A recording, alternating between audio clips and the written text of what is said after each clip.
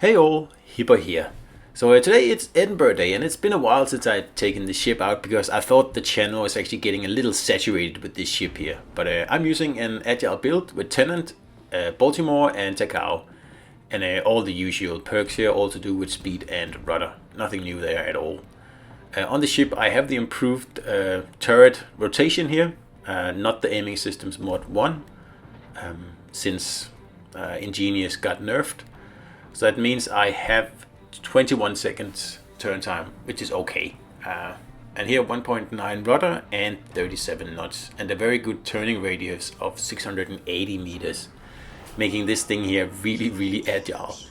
And when you throw into the mix the standard equipped British quick acceleration, well, then you have a ship that can both dodge with the agile rudder and can also dodge with the fast acceleration, so you can stop and then get up to speed again relatively quickly.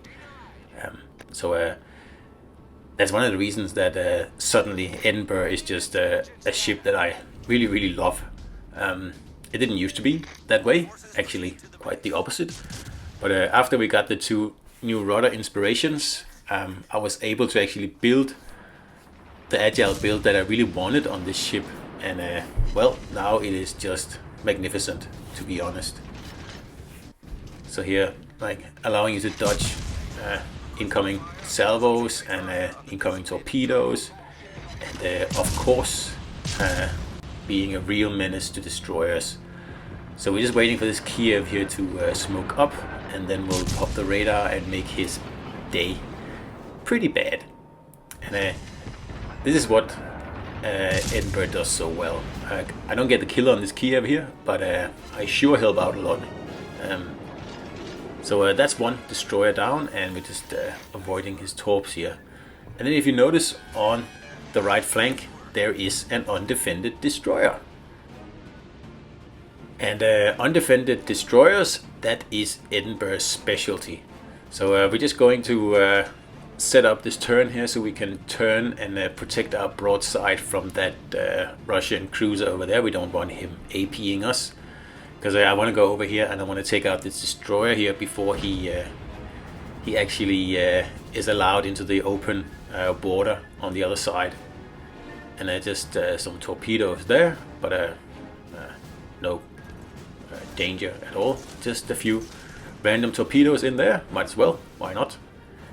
And I'm just betting on ambushing this destroyer here around the corner, because I need to take him out because he doesn't have any backup.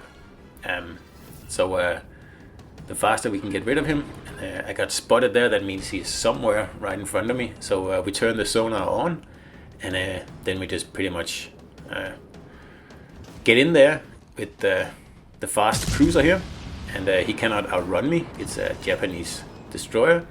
So he is in a bit of a nasty spot, just like the other destroyer.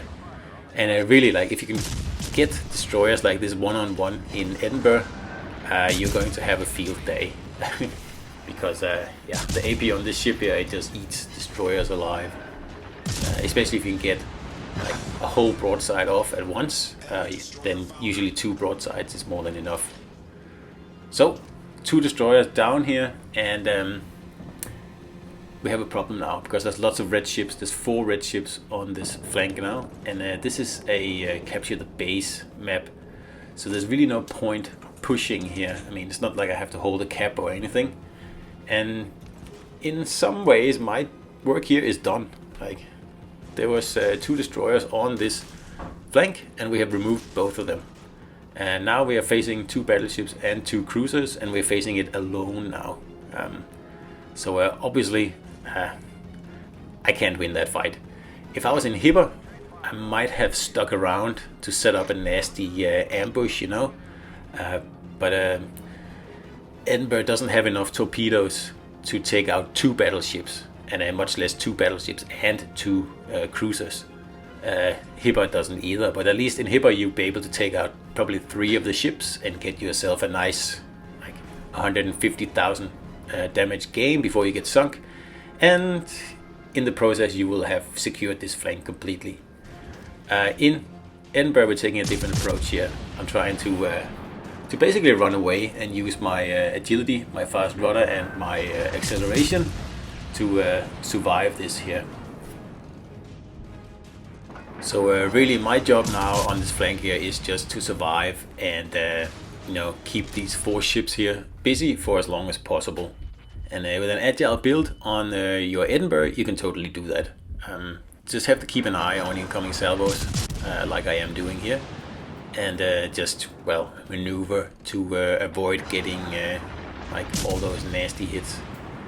And Edinburgh has a really good heal as well, so you can really make these chases here, like you can really make them last a long time. Now here I'm facing 4 ships, and I'm pretty much going to be wasting their time for the rest of this battle here. And if you're only like facing 1 ship, and in that case you wouldn't really run away anyway, but if you really wanted to waste their time, you could pretty much go on forever and just repair once in a while, and you would very unlikely that you would ever run out of hit points. And if you take a look at the left flank, then the blue guys over there, they have pretty much taken care of everyone over there. There's just 1 battleship left they have to mop up. And again, the longer I can keep the people busy over here, the longer they have to finish off that last battleship and get into the red base. And that's really what this is all about. I mean, I have already taken out the 2 destroyers that's in the game here, so all the battleships over there, they have nothing to fear. And they also have a cruiser with them and a destroyer with them. So there's no point for me to go over there. I'm just going to drag all the reds over there. So instead, like I said before, I'm just going to waste their time, basically. Now Edinburgh does have less torpedoes than Hipper, but it does have very long range torpedoes. I think they're 10-kilometer range, and they're single fire. So you can pull off some really ridiculous torpedo kills, like the one I'm doing here in a minute. Because if you noticed, I fired torpedoes about a minute ago, and you can see they're approaching the smoke cloud over there. And I pretty much knew where that Kutuzov was going to set up camp. And then it's just a matter of firing a few torpedoes and then keeping him busy thinking of other things. And the torpedoes will find their target and he's gone. Because I was in a bit of a tight spot there, facing both a Kutuzov and a Cleveland, because they are both really powerful HE spammers. So like sooner or later I would have been sunk, simply because I cannot escape 2 of them at the same time. But just 1, especially the Cleveland here, is not a problem.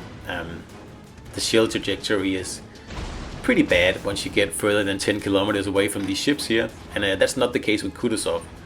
And that's why it was a little bit of a problem to dodge both of them. But like I said, if you're just facing 1, then really it's not much of a problem. Cleveland is really only a threat to agile cruisers if you're within 10 kilometers of it.